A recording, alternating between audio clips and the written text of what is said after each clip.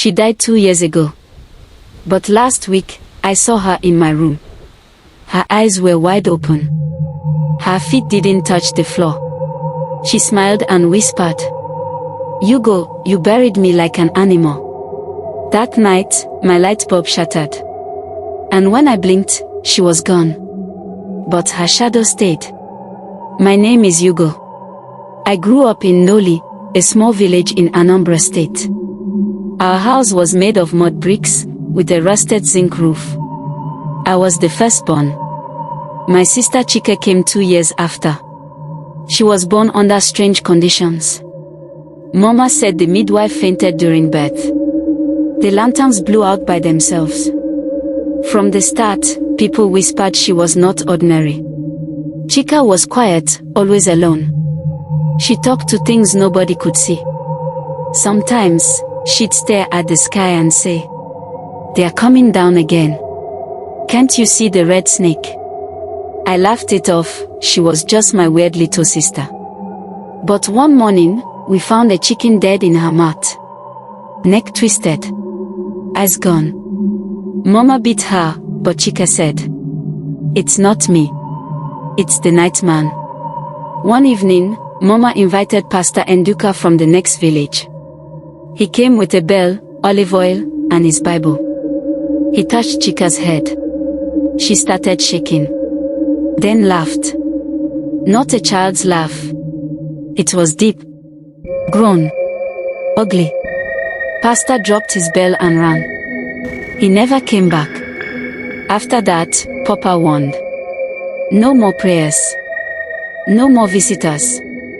This stays in the family. When Chika turned 15, her night screams became worse. She scratched walls. Bit her own arm. One night, she pulled her hair out and said, "They told me to shed skin." Papa got tired. He locked her in the yam barn. For 3 days. I begged him. Mama cried. He said, "She will rest when the spirits leave." On the 4th morning, we opened the door.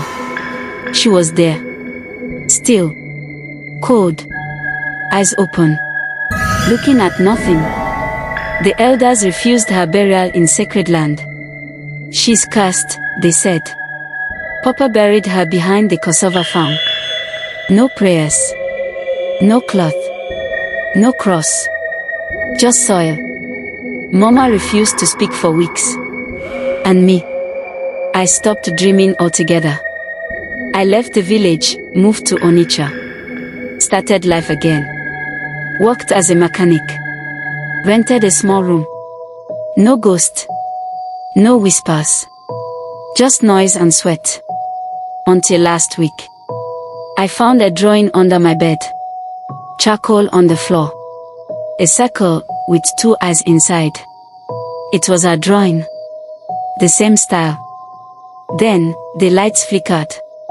And she appeared. Chika. Wet. Silent. Floating.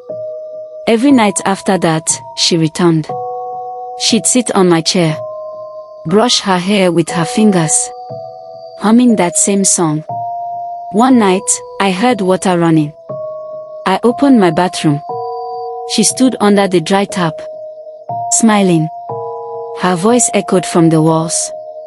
"Hugo, I'm cold. You left me cold." I slammed the door.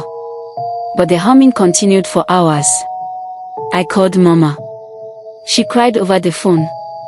Said, "Your father didn't just lock her up. He burned incense and said chants. He believed she was a threat." I asked, "What do I do now?" She said, "Go and see Dibia Nedi. He's the last one who saw her spirit walk before she died." Dibia Nedi was nearly blind. His heart smelled of herbs and firewood. He said nothing when I arrived. Just rubbed red chalk on my palm and whispered. She was not cursed. She was chosen. You failed to protect her. He gave me a calabash with ashes and said, "Go to her grave. Pour this. Don't speak. If she follows you home again, Say her name 3 times and give her what belongs to her. I reached her grave at dusk. Poured the ashes. Silence. Then a voice behind me said, "You go." I didn't look. I held my breath. She moved behind me. I felt cold fingers brush my shoulder. But I stayed still. After 1 minute, she whispered, "You're still too late." Then vanished. Back in my room. Everything was quiet. Too quiet. Then I woke at midnight. Felt something watching. Turned, she was inches from my face. "You go," she whispered. "Say my name. Say it now."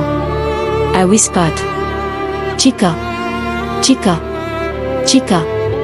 She began to cry. Not loud. Not angry. Just a child's sob. She faded slowly. The light came back. Since that night, she hasn't returned. But I still see her drawings in dreams. Now I visit her grave every month. Bring flowers. Speak to her. Because I've learned this. Some spirits don't want revenge. They just want to be remembered. If this story gave you chills, imagine what's coming next. Subscribe to Mystic African Stories by Emmy, where African spirits whisper and legends come to life. Like, share, comment, and if there's a story from your village, tell me. You might hear it next time.